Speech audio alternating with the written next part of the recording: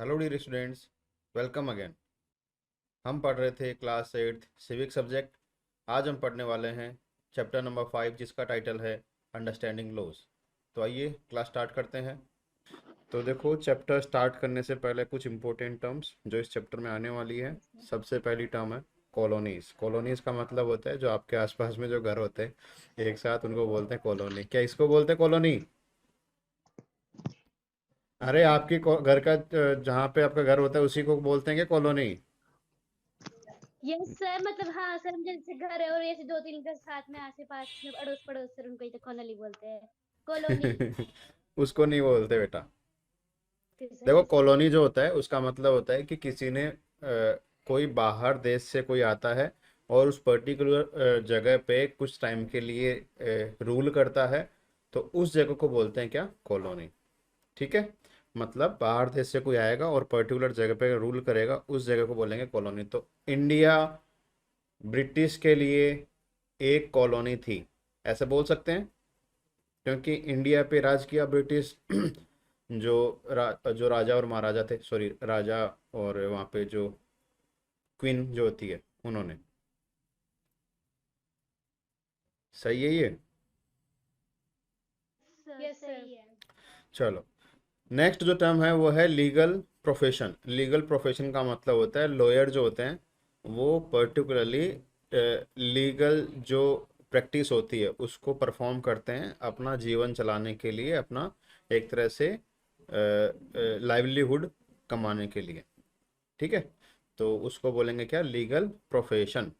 इसमें लॉयर आ जाते हैं, इसमें ये जजेस वगैरह सब होते हैं इसमें। ठीक है। मतलब जो लीगल प्रोफेशन को यूज़ करता, लीगल काम करता है अपने जीवन को चलाने के लिए, उसको बोलेंगे क्या? Legal profession. नेक्स्ट आएगा इसमें डोमेस्टिक वायलेंस। डोमेस्टिक वायलेंस का मतलब होता है घर में होने वाली हिंसा। एक हस्बैंड वाइफ के बीच में हो सकती है, बच्चों के और पेरेंट्स के बीच में हो सकती है, उसको क्या बोलेंगे? Domestic violence. नेक्स्ट है इक्वल रिलेशनशिप। इक्वल रिलेशनशिप का मतलब होता है कि ऐसा रिलेशनशिप जिसमें कोई लड़ाई झगड़ा ना हो और सब जो है खुशी खुशी वहाँ पे रहते हों, उसको क्या बोलेंगे? Equal relationship. नेक्स्ट आएगा इसमें इलीगल एक्टिविटीज़। इलीगल एक्टिविटीज़ गैर कानूनी गतिविधियाँ। इसमें आप किसी कानून को मिसयूज़ करोगे तो उसको बोलेंगे इलीगल एक्टिविटी। नेक्स्ट है क्रिटिसाइज। क्रिटिसाइज का मतलब होता है किसी चीज़ के लिए किसी को, या तो आप बोल सकते हैं कि गलत ठहराना, या फिर उसको ये बताना कि आपने ये चीज़ गलत की है। टू फाइंड फॉल्ट विथ और डिसअप्रूव ऑफ ए पर्सन और ए थिंग, इसको बोलेंगे क्या? क्रिटिसाइज। मतलब किसी से असहमत होना, उसको ही बोलेंगे क्रिटिसाइज करना। आपके सेम आइडिया सामने वाले के ना हो तो आप क्या बोलोगे? आप उसको क्रिटिसाइज कर रहे हो। ठीक है। नेक्स्ट है एवोल्यूशन। एवोल्यूशन का मतलब होता है कि एक ऐसी प्रोसेस होती है इसमें जिसमें बिल्कुल बेसिक से स्टार्ट होती है चीज़ें और फिर बाद में बेस्ट से बेस्ट वो होती जाती है। ओके। तो इस प्रोसेस को बोलते हैं एवोल्यूशन। जैसे ह्यूमंस का एवोल्यूशन हुआ। पहले ये थे, पहला ह्यूमंस होमोसेपियंस थे। उसके बाद में धीरे धीरे उन्होंने ये जो वर्तमान जो स्वरूप है वो हासिल किया, जिसको क्या बोलेंगे? एवोल्यूशन। ठीक है। नेक्स्ट है सडिशन। सडिशन का मतलब होता है कि गवर्नमेंट के खिलाफ अगर कोई गलत बोलता है। गलत बोलता है मतलब अगर गवर्नमेंट ने कोई रूल पास किया है या फिर कोई ऑर्डर पास किया है और उसका कोई क्रिटिसाइज करता है, तो गवर्नमेंट क्या ऐसे लोगों को चुप करवाने के लिए या फिर ऐसे लोगों को वो उनकी जो फ्रीडम ऑफ स्पीच है, उस वो जो फ्रीडम है उसको एक तरह से सप्रेस करने के लिए बहुत सारे रूल बनाती है। उसी में एक है सेडिशन। सेडिशन का मतलब यही होता है कि आप जो है गवर्नमेंट के खिलाफ नहीं बोल सकते। अगर आप बोलोगे तो आपको देशद्रोह के आरोप में जेल में डाल देंगे। ठीक है। तो यही होता है गवर्नमेंट के सर खिलाफ इसमें। सेडिशन एक्ट भी तो बना था ना एक। हाँ, सेडिशन एक्ट है, उसी के लिए तो बोल रहा हूँ मैं। सेडिशन एक्ट है अपने हाँ हाँ, कॉन्स्टिट्यूशन बिल्कुल में। आया था। चलो, नेक्स्ट है रिप्रेसिव। देखो, रिप्रेशन का मतलब आप इससे समझ सकते हो कि कोई ऐसे मतलब कोई फ्री और नेचुरल कोई डेवलपमेंट है तो उसको रोकने के लिए जो चीज़ की जाती है उसको बोलते हैं रिप्रेसिव। ओके। नेक्स्ट है रूल ऑफ लॉ।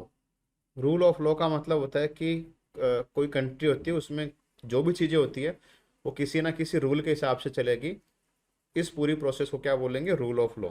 मतलब कानून का वहाँ पे एक तरह से शासन होता है।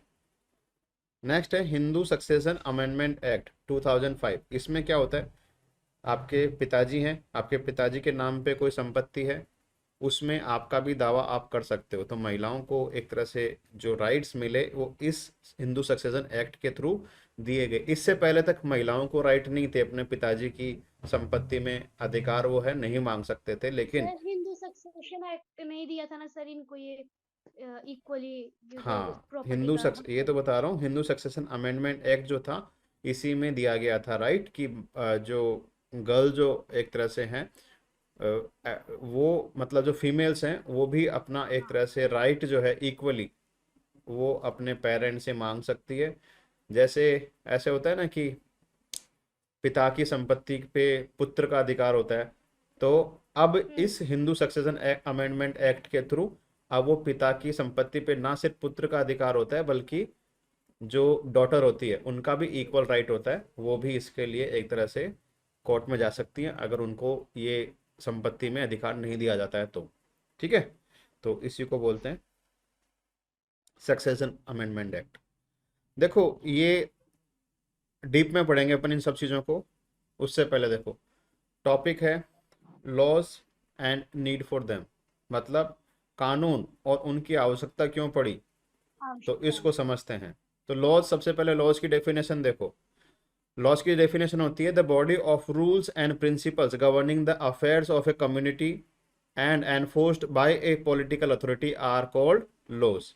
मतलब कि ऐसे कुछ रूल्स और प्रिंसिपल होंगे जो कि एक पर्टिकुलर कम्युनिटी, कम्युनिटी कुछ भी हो सकती है, वो एक रिलीजियस कम्युनिटी हो सकती है या फिर एक पूरे कंट्री में जो लोग रहते हैं वो कम्युनिटी हो सकती है।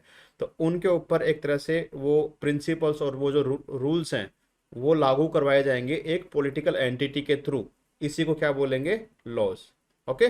जैसे अपने यहाँ पे गवर्नमेंट रूल बनाती है, अलग अलग रूल बनाती है और उसको जो नागरिक होते हैं, जो पीपुल्स होते हैं, उनके ऊपर वो लागू करते हैं। इसी को क्या बोलते हैं? लॉज। जैसे ड्राइविंग के लिए आपको ड्राइविंग लाइसेंस होना ज़रूरी है, ये एक रूल है। इसको अप्लाई कौन करता है? Traffic police. किसके ऊपर अप्लाई करते हैं? पीपुल्स के ऊपर। तो ये क्या हो गया? एक लॉ हो गया। ठीक है। अब देखो इसकी आवश्यकता क्यों होती है, need for them. Laws have an importance of their on, they they regularize the civic life of the community. People cannot live together for any length of the time without having certain recognized rules of conduct. So laws are important for the smooth running of the society as well as for establishing peace and order in the state. इसका मतलब हो गया कि अगर rule और law नहीं होंगे तो जो सोसाइटी है वो एक तरह से डिस्टर्ब हो जाएगी। कोई तो बोलेगा कि नहीं मैं तो जैसे अगर रूल नहीं होगा ड्राइविंग लाइसेंस का तो कोई भी बोलेगा कि मैं तो ड्राइविंग करूंगा, मैं तो गाड़ी चलाऊंगा। अब मान के चलो कि तनु बोले कि नहीं मैं तो जो है फोर व्हीलर चलाऊंगी, मेरे को तो चलाना चाहे आए नहीं आए, मैं तो रोड पे और चलाऊंगी। अब रोड पे जो बाकी लोग जो चला रहे हैं जिनको चलाना आता है, वहां पे अगर तनु अपनी गाड़ी लेके चली जाती है और तनु को चलाना ही नहीं आता है तो फिर बाकी लोग डिस्टर्ब होंगे कि नहीं होंगे? इससे एक्सीडेंट होने का चांस रहेगा कि नहीं रहेगा? इसलिए यस सर रहेगा। सोसाइटी में एक बैलेंस, एक स्मूथ तरह से वो सोसाइटी रन करे, इसलिए ज़रूरी होता है कुछ रूल्स और कुछ लॉज वहाँ पे होने चाहिए। नेक्स्ट देखो द रूल ऑफ लॉ। अब मैं बता रहा हूँ कि रूल होते हैं तो उस पर्टिकुलर चीज़ को क्या बोलते हैं? Rule of law. मतलब कि एक कम्युनिटी कैसे काम करती है, एक कम्युनिटी इस तरह से काम करती है कि उसमें कुछ रूल्स होंगे और उस रूल्स के हिसाब से बाकी लोग उन रूल्स को फॉलो करेंगे। जो फॉलो नहीं करेगा उसको पनिशमेंट मिलेगी और वो पनिशमेंट ऐसी होगी कि सबके लिए इक्वल होगी। ऐसे नहीं है कि उसमें कास्ट क्रीड और उसमें कलर या फिर सेक्स को उसमें देखा जाएगा कि हाँ ये तो पर्टिकुलर कास्ट से है, इसको ज़्यादा सज़ा मिलनी चाहिए, इसको कम सज़ा मिलनी चाहिए। ऐसा उसमें नहीं होता है। ठीक है, तो इसी को बोलते हैं द रूल ऑफ लॉ। देखो एक एक करके देखते हैं। सबसे पहले रूल ऑफ लॉ। इसका मतलब होता है कि जो भी कंट्री में सिटीजन्स हैं वो सब लॉ के सामने इक्वल ट्रीट किए जाएंगे। उनसे किसी तरह का कोई भी उनको भेदभाव नहीं किया जाएगा। कैसा भेदभाव हो सकता है? देखो, अपना जो आर्टिकल नंबर 14 है ये अपना फंडामेंटल राइट है। इसमें बोला गया है कि राइट टू इक्वलिटी। इसका मतलब है कि जो भी एक तरह से लॉ है उसके सामने सभी नागरिक इक्वल हैं। इसका मतलब उसके सामने कोई भी अमीर गरीब नहीं है, कोई भी मतलब शेड्यूल कास्ट, शेड्यूल ट्राइब्स, या फिर ओबीसीज, या फिर अदर जो क्लासेज होती है, वो कोई भी उसके सामने सब इक्वल है। ठीक है, उनमें से किसी को भी अलग ट्रीट नहीं किया जाएगा। नेक्स्ट है कि उस लॉ से ऊपर कोई भी नहीं है। अगर लॉ कुछ लिमिटेशंस लगाता है कुछ चीज़ों पे, तो उससे बड़ा कोई नहीं है, लॉ को सबको मानना ही पड़ेगा। ठीक है, लेकिन इसके साथ ही देखो एक चीज़ और है कि ना सिर्फ लॉ के सामने सब इक्वल है, बल्कि अगर किसी को प्रोटेक्शन दिया गया है लॉ के अंडर, तो वो प्रोटेक्शन सबके लिए इक्वली दिया गया है। ऐसा नहीं कि पर्टिकुलर किसी कम्युनिटी को दिया गया है, उसमें भी सबको प्रोटेक्शन देने के लिए एक तरह से इक्वल ट्रीट किया जाता है वहाँ पे भी।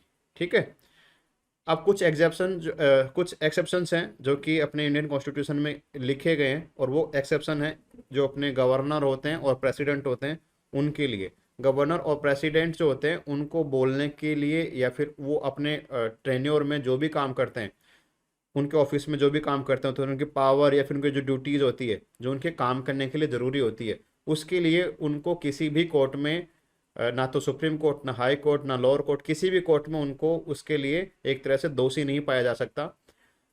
उनसे कोई क्वेश्चन नहीं पूछ सकता कि आपने ऐसा क्यों किया, क्योंकि वो उनके ऊपर स्पेशल पावर वहाँ पे दी गई है। नेक्स्ट है कि उनको जो है किसी भी तरह की क्रिमिनल प्रोसीडिंग उनके खिलाफ नहीं की जा सकती जब तक कि वो उस पोस्ट पे वो बने रहते हैं। मतलब कि जब तक उनका वो कार्यकाल रहता है तब तक अगर वो किसी का मर्डर भी कर दें तो भी उनके ऊपर किसी भी तरह की क्रिमिनल प्रोसीडिंग जो है वो स्टार्ट नहीं की जा सकती। ठीक है, क्रिमिनल प्रोसीडिंग के साथ साथ उनको सिविल प्रोसीडिंग का भी एक तरह से वहाँ पे मनाही की गई है कि अगर वो किसी भी प्रकार का, जैसे कि कोई मान के चलो कोई जैसे प्रॉपर्टी का कोई इशू है, तो वो सिविल एक तरह से इशू होता है प्रॉपर्टी के लिए, कोई अगर कोई केस होता है तो इस तरह का अगर कोई केस है तो वो भी उनके खिलाफ जो है उनके टेन्योर के टाइम पे नहीं किया जा सकता। जितना उनका कार्यकाल रहेगा उस दौरान उसको नहीं वहाँ पे एक्ट किया जाएगा। हाँ, लेकिन एक चीज़ हो सकती है, ये जो प्रोटेक्शन है, ये प्रोटेक्शन इनको इम्पीचमेंट के खिलाफ प्रोवाइड नहीं की गई है। मतलब कि इस दौरान उनको इम्पीच किया जा सकता है। इम्पीच करने का मतलब कि उनको अपने पद से हटाया जा सकता है। तो उनको इम्पीचमेंट की जो प्रोसीडिंग्स है उसके लिए इस तरह की कोई एक तरह से प्रोटेक्शन नहीं है। उनको हटाया जा सकता है, फिर उनके खिलाफ ऐसी कार्रवाई की जा सकती है। इसके साथ ही जो गवर्नमेंट और जो गवर्नमेंट ऑफ स्टेट, ये जो होते हैं इनके खिलाफ भी ऐसे जो शूट्स और ऐसे जो अप्रोप्रिएटिव जो प्रोसीडिंग्स है वो स्टार्ट की जा सकती है। इसमें किसी भी तरह की कोई छूट उनको गिवन नहीं है। ओके, तो ये तो हो गया कुछ एक्सेप्शन जो कि लॉ के सामने गवर्नर और प्रेसिडेंट्स को दी गई है। इसके साथ देखो, under equal protection of the law, if there is any reasonable basis of classification, the legislature would be entitled to mark a different treatment। अब वो डिफरेंट ट्रीटमेंट कैसे कर सकती है? लेजिस्लेचर कर सकती है, एग्जीक्यूटिव नहीं कर सकती। लेजिस्लेचर इसके लिए स्पेशल प्रोविजंस कर सकती है कुछ कम्युनिटीज़ के लिए। और वो क्या क्या हो सकते हैं? वो ऐसे हो सकते हैं कि पर्टिकुलर जो क्लासेज होती है उनको प्रॉपर्टी राइट्स में कुछ किसी भी तरह की कुछ छूट दे सकते हैं, कि मतलब कि वो अपना ये प्रॉपर्टी बनाने के लिए उनको टैक्स ना देना पड़े, या फिर उनको किसी भी प्रकार का वो मेंटेनेंस का चार्ज ना देना पड़े। तो ऐसा कुछ कर सकते हैं। जैसे प्रॉपर्टीज, जैसे कोई चैरिटेबल ट्रस्ट होते हैं, जैसे आश्रम होते हैं, जैसे मदरसा होते हैं, जैसे गुरुकुल होते हैं, ये मंदिर होते हैं, तो उनके ऊपर इस तरह की जो टैक्सेशन है उसमें कुछ छूट दी जाती है। लाइब्रेरीज होती है तो लाइब्रेरीज के ऊपर भी ऐसा कोई टैक्सेशन नहीं लगाया जाता है। इसके साथ ही कुछ ट्रेड या फिर कुछ प्रोफेशंस हो सकते हैं जिनके ऊपर एक्स्ट्रा वो जो है टैक्स लगा सकती है गवर्नमेंट। क्यों? क्योंकि वो प्रोफेशन या फिर वो जो बिजनेस हो सकते हैं, वो हो सकता है कि वो सोसाइटी में कुछ गलत चीज़ों को फैलाते हो। जैसे कि लीकर का बिजनेस है, अब लिकर का बिजनेस है, सोसाइटी के लिए गलत है, लेकिन फिर भी उसको अलाउ किया जाता है ना। तो उसको अलाउ करने के साथ साथ उसके ऊपर टैक्स जो है वो बहुत ज़्यादा अप्लाई किया जाता है, जिससे कि उसकी प्राइस ज़्यादा हो जाए और नॉर्मल जो लोग हैं उसको कंज्यूम ना कर पाएँ और लोगों की वहाँ से आदत छूट जाए। तो ऐसे स्पेशल टैक्सेस भी वहाँ पे अप्लाई किए जा सकते हैं। इसके साथ ही देखो, जो टैक्स रियल्स और जो पर्सनल जो प्रॉपर्टीज होती है उसमें भी एक तरह से डिफरेंशिएट करते हुए टैक्सेस का उसमें प्रावधान किया जा सकता है कि ये पर्टिकुलर जो मतलब प्रॉपर्टी है ये पर्सनल है और ये पर्टिकुलर प्रॉपर्टी किसी कम्युनिटी का है, तो उसमें भी अलग अलग तरह से वो टैक्सेशन अलग अलग वहाँ पे लगा के और उसमें वो प्रावधान किए जा सकते हैं, जिससे कि और इसको ये नहीं बोला जाएगा कि इसमें ये जो इक्वलिटी का जो राइट है, राइट टू इक्वलिटी, इसको कोई हार्म कर रहा है।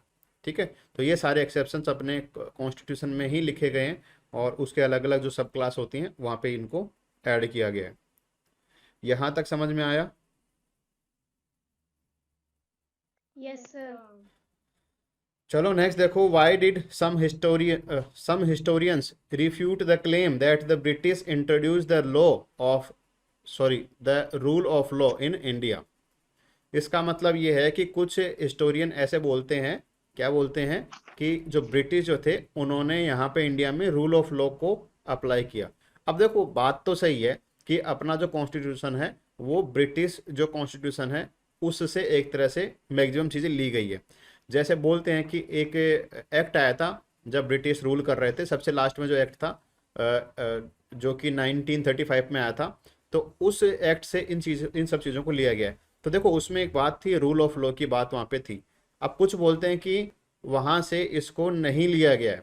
अब रीज़न क्या है, क्यों बोलते हैं ऐसा, तो इसको इसमें देखेंगे।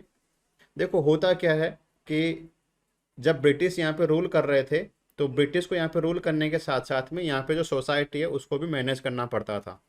तो सोसाइटी को मैनेज करने के हिसाब से उन्होंने जो है अपने वहाँ से जो है रूल्स बना के यहाँ पे लेके आए और अपने वो मतलब कि एक तरह से जो रूल कर रहे थे उस इंटरेस्ट को सर्व करते हुए उन्होंने वो जो लॉज और जो अलग अलग जो रूल्स थे उनको बनाया।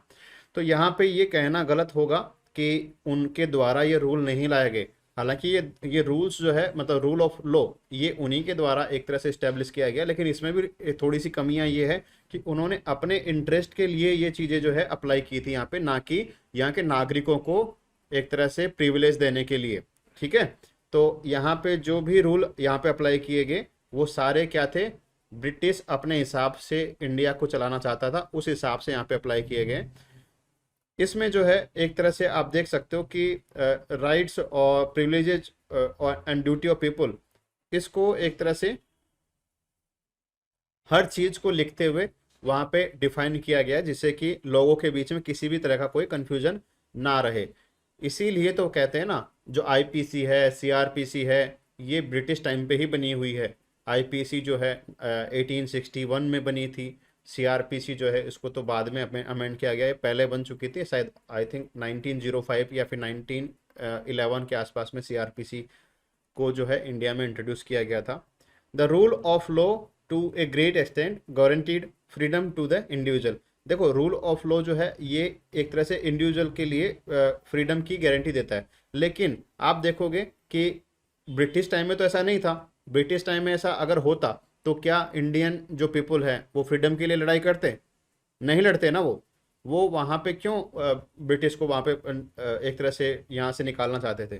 क्योंकि कुछ ऐसे रूल्स जो थे वो सिर्फ और सिर्फ ब्रिटिश जो गवर्नमेंट है उनकी इंटरेस्ट को सर्व करने वाले थे।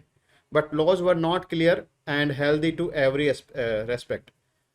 These laws were made by the alien rulers. बताया ना कि ये बाहर देश से आए हुए रूलर्स के द्वारा बनाए गए थे, इसलिए उन्होंने अपने इंटरेस्ट को सर्व करने के हिसाब से इन रूल्स को बनाया।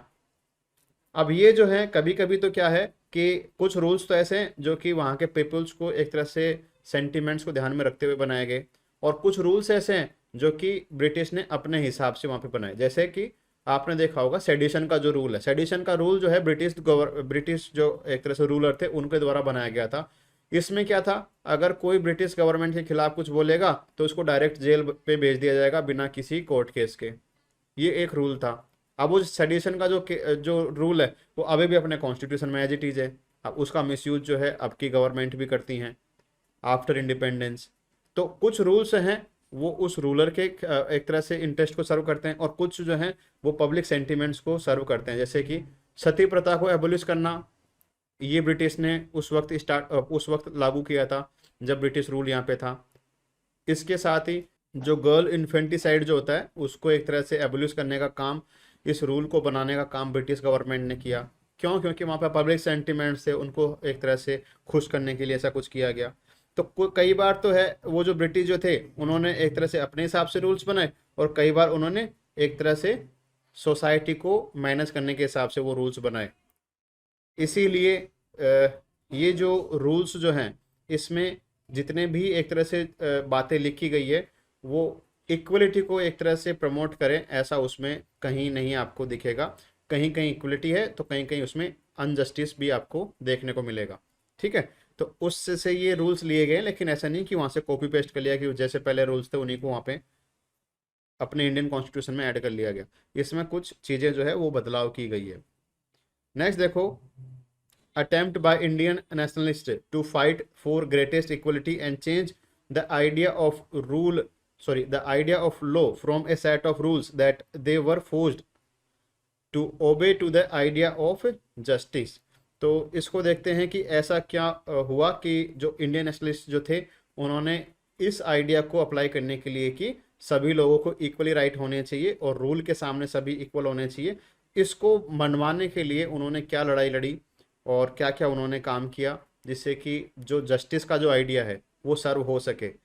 The British in India not only followed the policy of racial discrimination but also resorted to arbitrary use of authority। तो जब ब्रिटिश यहाँ पे रूल्स कर रहे थे उस वक्त की बात है कि यहाँ पे एक तरह से जो रेशियल जो डिस्क्रिमिनेशन है, मतलब कि रेसिस के आधार पे कि ये पर्टिकुलर कोई कास्ट से बिलोंग करता है, तो उस आधार पे जो है यहाँ पे अनजस्टिस होता था। इसके साथ ही जो यहाँ पे अथॉरिटी जो थी वो भी एक तरह से इसी आधार पे लोगों को गवर्न करती थी, जजमेंट यहाँ पे दिया जाता था। Under the sedition act any person protesting और criticising the British government could be arrested without any trial. मैंने बताया था अभी आपको, सेडिशन एक्ट ऐसा था जिसमें क्या था कि लोगों को बिना किसी मतलब अगर किसी व्यक्ति ने ब्रिटिश गवर्नमेंट के खिलाफ कुछ बोला है, चाहे वो अच्छा बोला चाहे बुरा बोला, अगर वो ब्रिटिश गवर्नमेंट को वो चीज़ बुरी लगी है तो वो बिना किसी ट्रायल्स के, मतलब बिना किसी कोर्ट केस के, उसको डायरेक्ट जेल में रख सकती थी। इसके साथ ही आपने एक एक्ट सुना होगा हिस्ट्री में, उसको बोलते हैं वर्नाकुलर प्रेस एक्ट। इसमें क्या था कि इंग्लिश लैंग्वेज के अलावा अगर कोई भी लैंग्वेज में अगर कोई न्यूज़पेपर है या फिर कोई ऐसी मैगजीन है जिसमें गवर्नमेंट के खिलाफ कुछ बातें बोली जाती है तो उसको बिना किसी मतलब कि ट्रायल के उसको एक तरह से बंद कर दिया जा सकता था या फिर उसके ऊपर कोई फाइन लगाया जा सकता था। Tried to gave the public opinion which was a great humiliation of the Indians. इसके बाद में एक आया था इल्बर्ट बिल। इल्बर्ट बिल क्या था? देखो, इल्बर्ट बिल जो था उसमें बोला गया था कि एक तरह से जो इंग्लिश जो यहाँ पे जो पीपुल्स जो थे, ब्रिटिश गवर्नमेंट से बाहर से आए हुए जो लोग थे यहाँ पे, उनके ऊपर जो केस अगर किसी को करना होता था तो वो केस क्या है, ब्रिटिश में मतलब कि इंग्लैंड में ही कोर्ट में उसके ऊपर केस हो सकता था, यहाँ की कोर्ट्स में उसके ऊपर कोई केस नहीं हो सकता था। तो इसमें क्या बोला गया इल्बर्ट बिल में कि यहाँ की एक तरह से कोर्ट भी उसके ऊपर केस कर सकती है। तो इल्बर्ट बिल का एक तरह से वहाँ पे विरोध हुआ, जो यहाँ के जो इंग्लिश जो लोग थे उन्होंने इसका विरोध किया और फिर ये एक तरह से ये वापस से बिल लेना पड़ा। Ilbert bill made it quite clear that the Indian could not expect any justice and fair play from the English when their own interests were involved। तो देखो, इल्बर्ट बिल का वो ही एक तरह से यहाँ पे कंट्रोवर्सी था। हिस्ट्री जब पढ़ाएंगे आपको तो मॉडर्न हिस्ट्री में आपको इस चीज़ के बारे में अच्छे से बताएंगे। नेक्स्ट देखो, all these violations of the rule and fair play the fair play lead to the foundation of Indian National Congress in 1885। देखो, जब ऐसे चीज़ें हो रही थी, मतलब ऐसे अनजस्टिस हो रहा था, तो इस चीज़ से लड़ने के लिए 1885 में एक जो कुछ लोग जो है वो मिलके एक पार्टी बनाते जिसका नाम होता है Indian National Congress. Slowly and slowly by the end of the 19th century the Indian legal profession also began emerging and demand for respect in colonial courts become stronger. देखो जब ये लोग ऐसे मतलब कि इन्होंने पार्टी बनाई तो उस वक्त क्या है कि लोगों में ये बात फैली कि इंडियन जो लोग हैं वो भी इस तरह के एक तरह से लॉज को पढ़ सकते हैं, लॉयर बन सकते हैं और अपने जो उनके राइट्स हैं उनके लिए वो लड़ सकते हैं। जैसे महात्मा गांधी इसी टाइम पे जो है उन्होंने एक तरह से वो लॉ करने के लिए इंग्लैंड गए, वहाँ से उन्होंने एक तरह से वो लॉयर की डिग्री ली और फिर वो प्रैक्टिस करने के लिए अफ्रीका गए। द इंडियन जजेस also began to play major role in making decisions in favour of the Indians. तो उसके बाद में ही क्या लोगों में ये हुआ कि वो जो पीपल जो थे अपने राइट्स के लिए लड़ रहे थे, तो जो जज जो थे इंडियन एक तरह से जो लॉयर्स थे उनके पक्ष में एक तरह से वो जजमेंट देने लगे, जिससे कि चीज़ें जो है इंडियन जो पीपल जो थे उनके पक्ष में होने लगी। तो ये एक तरह से उस वक्त के नेशनलिस्ट जो मूवमेंट था उसमें लोगों ने किस तरह से लॉज को अप्लाई करवाया, कुछ लॉज जो ख़राब थे उनको हटाने के लिए या फिर जो अच्छे जो लॉज थे उनको सभी के ऊपर इक्वली अप्लाई करवाने के लिए जो स्ट्रगल किया, उसकी ये थोड़ी सी एक झलक थी। नेक्स्ट देखो लॉ मेकिंग प्रोसीजर। अब देखो लॉ मेकिंग प्रोसीजर अपने यहाँ पे फिलहाल लॉ कैसे बनते हैं उसके बारे में यहाँ पे बात की गई है। आपको पिछले जो चैप्टर था उसमें मैंने आपको बताया था कि पार्लियामेंट के पास में एक तरह से लेजिस्लेचर पावर होती है जिसमें वो अलग अलग तरह के लॉज को फ्रेम करती हैं। तो पार्लियामेंट का मतलब आप समझते हो लोकसभा, राज्यसभा और प्रेसिडेंट। तो जब कभी भी ऐसा कोई लॉ बनेगा तो उसके ऊपर तीनों की कंसेंट जरूरी होगी। अब लॉ किस किस पे कौन कौन बना सकता है उसके ऊपर बात करते हैं। सबसे पहले देखो सेंट्रल लेवल पे जो लॉ मेकिंग जो एक तरह से बॉडी है वो है पार्लियामेंट, ठीक है, सेंट्रल लेवल पे है ये। और स्टेट लेवल पे ऐसी लॉ मेकिंग जो बॉडी है उसको क्या बोलेंगे, स्टेट लेजिस्लेचर, ठीक है। तो सेंट्रल लेवल पे जो बॉडी है वो कुछ सब्जेक्ट डिसाइडेड है उनके ऊपर लॉ बना सकती है, और वो सब्जेक्ट कितने हैं, 97 सब्जेक्ट है जिनके ऊपर वो सेंट्रल लेजिस्लेचर लॉ बना सकती है। स्टेट लेवल पे जो इस तरह की जो बॉडी है वो ओनली 66 सब्जेक्ट्स पे इस तरह के लॉज बना सकती है। और कुछ सब्जेक्ट ऐसे हैं जो कॉमन हैं उनके ऊपर सेंटर और जो स्टेट लेजिस्लेचर है दोनों रूल बना सकती है। इस तरह के जो सब्जेक्ट हैं वो हैं 47 सब्जेक्ट जिनको बोलते हैं कॉन्करेंट लिस्ट, ठीक है। तो ये पिछली क्लास में आपने पढ़ा कि कैसे कैसे अलग अलग लिस्ट पे कौन कौन रूल बना सकता है। अब देखो रूल बनाने का प्रोसेस क्या होता है वो देखो। सबसे पहले जो लॉ मेकिंग जो प्रोसेस है वो स्टार्ट होती है कहाँ से, राज्यसभा या लोकसभा से। मान के चलो कि ये लोकसभा में ये स्टार्ट हुआ। अब लोकसभा में अगर ये बिल है यहाँ से पास होने के बाद में जाएगा राज्यसभा में, ठीक है। राज्यसभा में पास होने के बाद में जाएगा किसके पास, प्रेसिडेंट के पास। प्रेसिडेंट। अब यहाँ पे कुछ कंडीशंस बनती है। पहली कंडीशंस तो ये बनती है कि मान के चलो लोकसभा में इस बिल को लाया गया और यहीं पे ये कोलैप्स कर गया, यहाँ पे ये पास ही नहीं हुआ, तो वो ऑटोमेटिकली वो बिल क्या हो जाएगा, कोलैप्स हो जाएगा, वो आगे नहीं बढ़ेगा। मान के चलो कि राज्यसभा लोकसभा में पास हो गया और राज्यसभा में जाके राज्यसभा ने मना कर दिया कि हम तो ऐसा कोई बिल नहीं बनाएंगे, ऐसा कोई कानून नहीं बनाएंगे। तो इस कंडीशन में इसमें दोनों की सहमति होनी चाहिए। हाँ, इस कंडीशन में दो चीजें होगी, सुनो मेरी बात। इस कंडीशन में दो चीजें होगी कि राज्यसभा जो है इसको वापस से भेजेगी किसके पास, लोकसभा के पास। अब लोकसभा इसको वापस से एज इट इज या फिर इसमें कुछ अमेंड करके इसको वापस से किसके पास भेजेगी, राज्यसभा के पास। और मान के चलो कि राज्यसभा ने दूसरी बार इसको पास कर दिया, मतलब पास कर दिया तो ये कहाँ पे पहुंचेगा, प्रेसिडेंट के पास। और अगर पास नहीं किया, सेकंड टाइम भी अगर इसको पास नहीं किया तो क्या हो जाएगा, ये जो है कन्फ्लिक्ट की सिचुएशन यहाँ पे आ गई। उसके बाद ज्वाइंट सेशन होगा किसका, लोकसभा और राज्यसभा का। अब ज्वाइंट सेशन होगा तो उसमें वोटिंग होगी और वोटिंग से या तो ये फेल होगा या पास होगा। अगर ये यहाँ पे पास हो गया तो फिर बाद में जाएगा किसके पास, प्रेसिडेंट के पास। अब प्रेसिडेंट के पास में भी यहाँ पे 4 अलग अलग तरह की पावर्स होती है। प्रेसिडेंट इसको या तो होल्ड करके रख सकते हैं या फिर इसके ऊपर अपनी कंसेंट दे सकते हैं या इसको रिफ्यूज कर सकते हैं, ठीक है। तो इस तरह से प्रेसिडेंट की जो पास पावर होती है उसके हिसाब से अगर उन्होंने होल्ड कर लिया तो उन्होंने क्या किया, इसको कुछ समय के लिए सस्पेंड कर दिया। अगर उन्होंने पास कर दिया तो ये क्या बन गया, एक्ट बन गया। और अगर इन्होंने रिफ्यूज कर दिया तो ये वापस से कहाँ जाएगा, वो ही सबसे पहले कहाँ स्टार्ट हुआ था, लोकसभा में जाएगा जहाँ से सबसे पहले। स्टार्ट हुआ था वहीं पे जाके एंड हो जाएगा। नहीं नहीं, एंड नहीं होगा। लोकसभा में फिर से जाएगा, लोकसभा इसको फिर से पास करेगी, फिर राज्यसभा में जाएगा, राज्यसभा इसको फिर से पास करेगी, जब तक राज्यसभा नहीं इसको होगा फिर तब से तक पास पास नहीं करेगी। होगा। और अगर दोबारा से ये प्रेसिडेंट के पास पहुंच गया एज इट इज, या फिर इसमें कुछ अमेंडमेंट करके, तो प्रेसिडेंट को दोबारा इसके ऊपर कंसेंट देनी ही पड़ेगी। मजबूरी है प्रेसिडेंट की, दोबारा इसको भेज नहीं सकता, रोक नहीं सकता। ठीक है, तो इस तरह से ये लॉक मेकिंग की वैसे जो तो प्रोसेस दूसरी होती है। बार तो इसको सर कंसेंट करना ही पड़ेगा इस बिल हाँ, पे। ये जो है ये बाद में अमेंडमेंट के थ्रू इसको ऐड किया गया था। 42nd, हाँ 42nd अमेंडमेंट के थ्रू इसको अप्लाई कर दिया गया कि कंसेंट देना प्रेसिडेंट का एक तरह से मजबूरी है सेकंड टाइम। ओके, देखो एक चीज और बता देता हूँ मैं आपको कि जो स्टेट जो लिस्ट होती है उसके ऊपर भी कभी कभी जो है वो सेंटर गवर्नमेंट रूल बना सकती है। अब वो सेंटर गवर्नमेंट स्टेट लिस्ट पे किस तरह से बना सकती है रूल, वो भी देख लो। उसके लिए राज्यसभा के पास स्पेशल पावर होती है कि अगर राज्यसभा ये बोल दे कि पर्टिकुलर मैटर पे जरूरी है कि पर्टिकुलर स्टेट जो है वो उसके ऊपर कानून बनाए, तो राज्यसभा क्या करेगी, एक ऐसा रेजोल्यूशन पास करेगी 2/3 मेजोरिटी से, और बोलेगी कि पार्टिकुलर जो सब्जेक्ट है उसके ऊपर स्टेट लिस्ट का काम है, लेकिन आपको जो है नेशनल इंपॉर्टेंस के लिए इसके ऊपर भी रूल बनाना है। तो यहाँ पे किसकी पावर ज़्यादा, राज्यसभा की पावर ज़्यादा, और फिर बाद में राज्यसभा, लोकसभा और प्रेसिडेंट मिलकर इसके ऊपर रूल बनाएंगे। या फिर ऐसा हो सकता है कि 2 और मोर जो स्टेट है वो अपनी एक तरह से रिक्वेस्ट करे सेंटर को, बोले कि हमारे ये सब्जेक्ट है लेकिन आप इसके ऊपर हमको रूल बना के दो।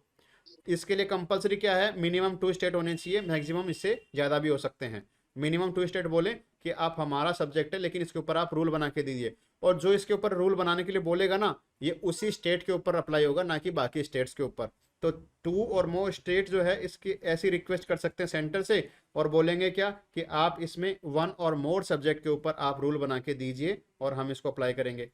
इसके साथ एक कंडीशन बनती है, वो ये है कि अगर नेशनल इमरजेंसी है तो नेशनल इमरजेंसी में ऑटोमेटिकली प्रेसिडेंट का रूल हो जाता है पूरे कंट्री पे, और इस कंडीशन में वो प्रेसिडेंट अगर बोलेंगे तो जो सेंट्रल जो पार्लियामेंट है वो इसके ऊपर रूल बना सकती है।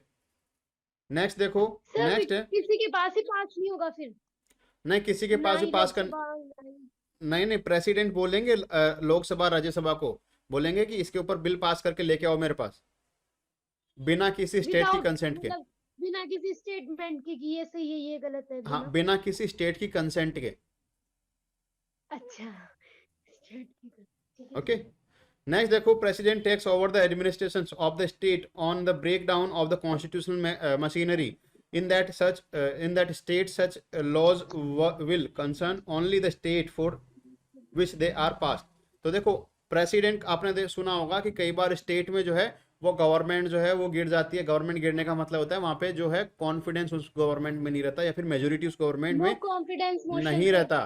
तो वहां पे क्या है, प्रेसिडेंट रूल लगा दिया जाता है पर्टिकुलर स्टेट के ऊपर, और ऐसी कंडीशन में भी प्रेसिडेंट जो है वो उस पर्टिकुलर स्टेट के ऊपर वो रूल जो है वो बना सकते हैं। लेकिन वो रूल कब तक अप्लाई होगा, जब तक वहां पे प्रेसिडेंट का रूल लगा हुआ है। जैसे ही वहां पे स्टेट गवर्नमेंट आई, उस रूल को या तो वो साथ में रख सकते हैं या उसको डिसॉल्व कर सकते हैं।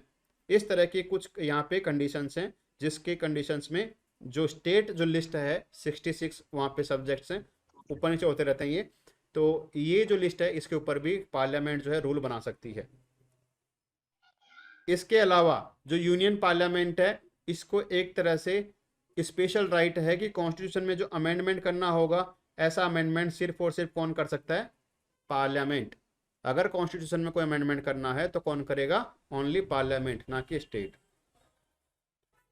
तो ये थे रूल मेकिंग के प्रोसीजर, समझ में आ गए। Yes sir. यस ठीक है, तो आज की क्लास में इतना ही है, कल फिर मिलते हैं, तब तक के लिए बाय। सर